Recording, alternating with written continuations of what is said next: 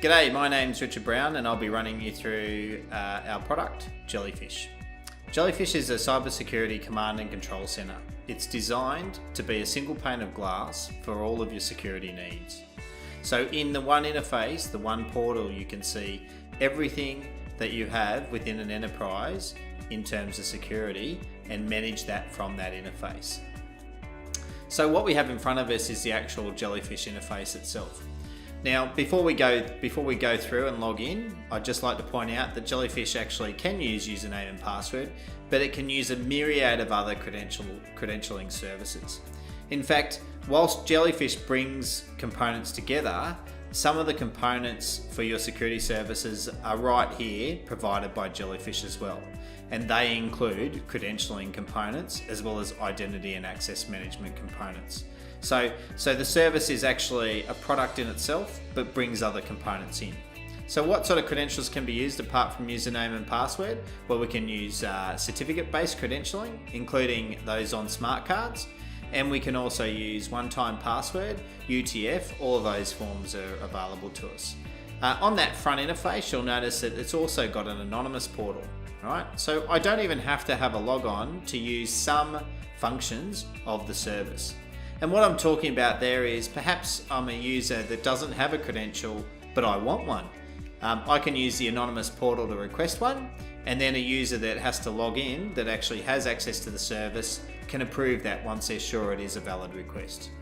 What I'm going to do though is I'm going to use one of our administrator accounts to log in using username and password and go from there.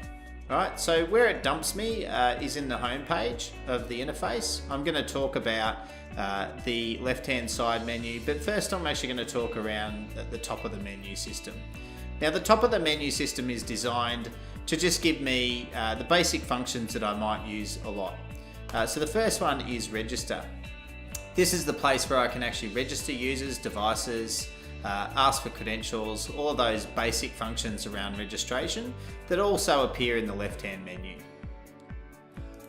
The next place I'm going to go to is search, and search is one of the things that we're most proud of because our search capability really is fundamentally better than most others.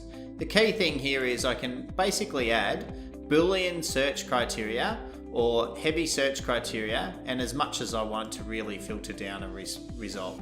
So I can really go, I want the full name of that user, but I also want an additional name that I know, and maybe also an email address or something like that. And I can continue to filter down to make sure I get the right results.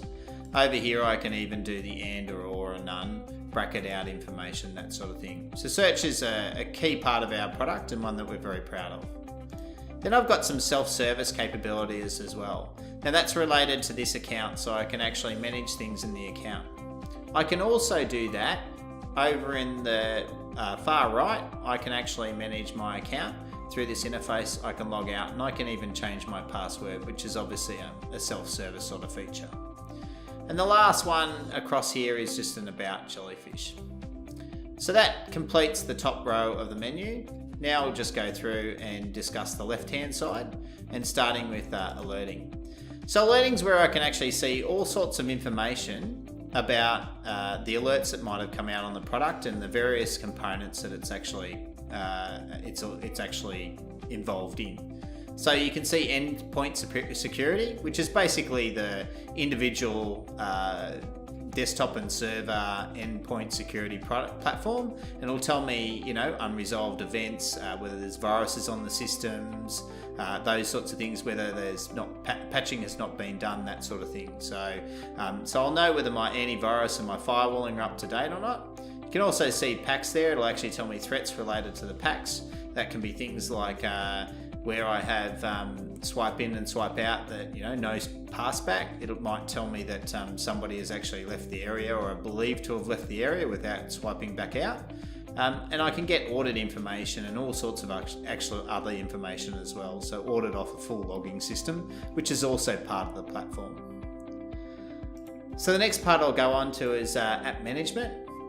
So the application manager is sort of like a shopping cart for applications. It allows users to come in and actually do self-management if they want to. So they might want to request an application within the interface. Say they want to copy a Visio and their system doesn't have it. What they can do is they can come in here and select Visio, and depending on the organization's criteria, that might allow for Visio to automatically download as part of group policy, or it might require a workflow event for somebody to approve that, given it's probably an extra licensing cost to the organisation. So it just allows people to have a level of self-service rather than having to go to a service desk and request something. The next part is Audit. So Audit actually gives me some visualizations around different components being created. It tells me some information in the dashboard around the audited components. In this case, it's actually showing me the users created and the roles created recently. Now you'll notice within Audit, I've actually got a grayed out component there, the detailed logs. This is actually meant to be the case. The interface works in three ways in terms of the menuing components. So each menu component can be added to a user's profile or to a group of users at profile, and it can come in three forms. I can add it being white, like the dashboard is, where I can see it and I can use it. I can add it as a grayed out item, which means I can see it but not use it, or I can actually have it so it can't be seen at all. The next one I wanted to cover off was configuration. So the configuration menu item basically allows me to see all of the configuration services that I might have available to me as part of my subscription. So it allows me to configure those back-end services where they're not configured in the direct product itself. Next, I've got control access. Now, control access actually brings in that physical access and that logical access, and then the joining of those two systems together. So basically this allows me to see information like perhaps I've got cards that I've actually issued out. I can do searches on access cards, those sorts of things, and I can work out whether I want to revoke those cards in this interface. I can do a similar thing with the actual roles and the users within the logical access system. So I can actually add and subtract roles from the system, and I can edit who might be in those roles as well. Now, one of the key fundamentals of the product is the Credential Management service, which we'll see some detail in other videos. But basically what that service is a certificate-based service that has all sorts of features in it to manage credentials of a certificate-based nature or one-time password nature. I can even play around with my certificate authorities as well. So I can see all sorts of information. I can even add certificate authorities on the fly if I need them to be, and that'll orchestrate through. I can also manage my domains that are accepted as domains that people can issue certificates on. So you can see there I've got smart cards and other forms of RDM management as well in the credential management field. So the next I'll cover is the identity management area, which brings me into users and organisations. I can see all sorts of information there. I can go into organisations and I can even see things like organisational tree within my tenancy. So you can see, and I can drill down into the various levels of the product. So I've got some great tools there to also see what's going on within the product and to give me a little bit better display on how things work. So the next one is the mobile device management capability.